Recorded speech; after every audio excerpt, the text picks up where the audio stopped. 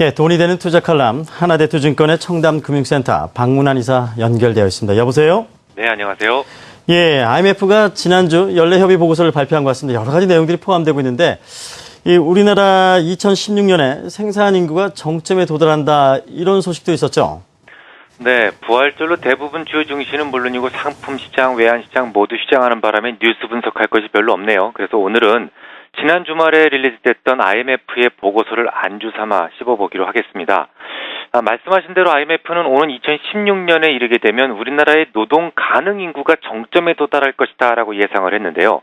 익히 알려진 이야기니까 별로 놀랄 일은 없습니다만 이게 제가 생각했던 정점의 시기보다 2년 정도 앞당겨진 것인데다가 이 주식과 달리 부동산의 경우는 인구의 증감에 상당히 민감한 편이기 때문에 이제 서서히 부동산과 관련해서는 중기적인 대책을 세워야 될 것으로 생각이 됩니다. 일단 우리나라 부동산은 어떻게 될까요? 또 만약 부동산 시장이 그 이후에 하락한다면 주식시장은 과연 어떤 흐름을 보이게 될까요? 가까운 일본 같은 경우에는 인구가 줄어드는 시기에 부동산 시장은 폭락을 했죠. 주식시장도 장기적으로 하락을 하면서 잃어버린 20년이라고 하는 최악의 환경을 만들었습니다. 반면에 독일은 지난 2007년도 금융위기 이후 2012년도까지 부동산 시장은 고점 대비 9% 정도의 가격 하락이 진행되는 상황에서 주식시장은 오히려 고점을 경신하면서 상승했습니다. 어쨌거나 부동산도 결국은 사람이 공급보다, 그러니까 사는 사람이 공급보다 많아야 가격이 오르게 되는데요.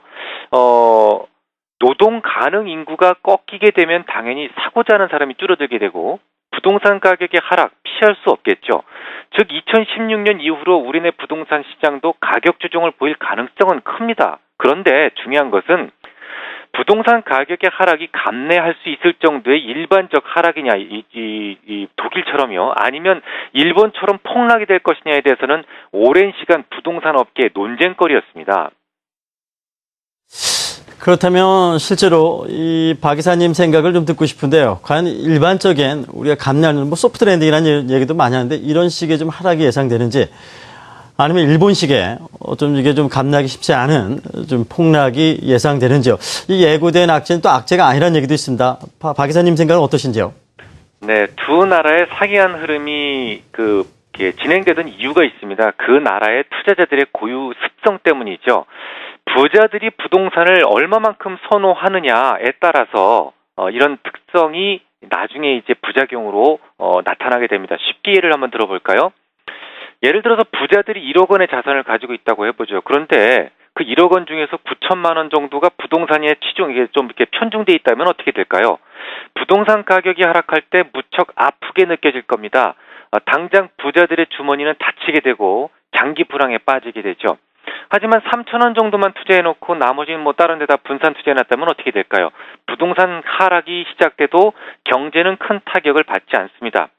실제로 독일은 유럽에서 주택 소유에 대한 그 욕구가 무척 낮기로 유명한데요. 심지어는 문제를 만들었던 남유럽의 스페인보다도 자가 소유 비중이 더 작습니다. 당연히 부동산 시장이 흔들려도 그다지 아플 이유가 없었던 거죠.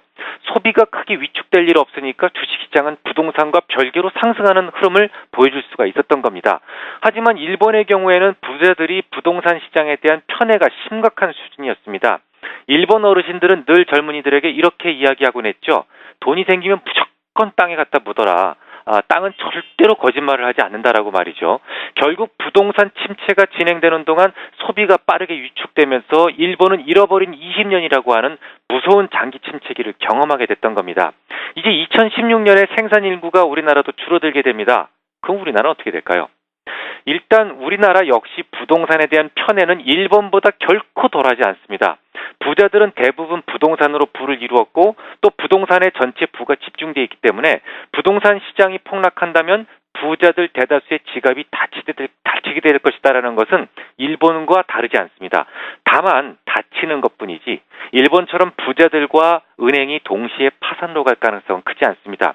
일본은 자산가치의 90% 이상을 대출해준 반면에 우리나라는 60% 미만이기 때문에 은행이 한꺼번에 이 시스템적인 위험에 빠질 가능성은 거의 없습니다. 또한 일본은 GDP에서 고작 14%만 수출이 차지하기 때문에 내수 시장의 위축이 매우 큰 타격이 될 수 있었겠습니다만 우리나라는 독일처럼 수출 주도국이기 때문에 부동산 가치 하락이 경기 하락과 무조건 연동될 가능성은 크지 않습니다.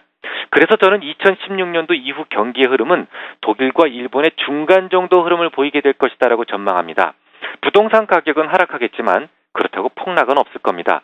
주식시장은 독일처럼 이 부동산 시장을 전혀 무시하고 열심히 달려가는 모습을 기대하긴 어렵습니다. 하지만 그렇다고 해서 일본처럼 잃어버린 20년의 나락으로 떨어질 가능성도 거의 없다고 판단됩니다.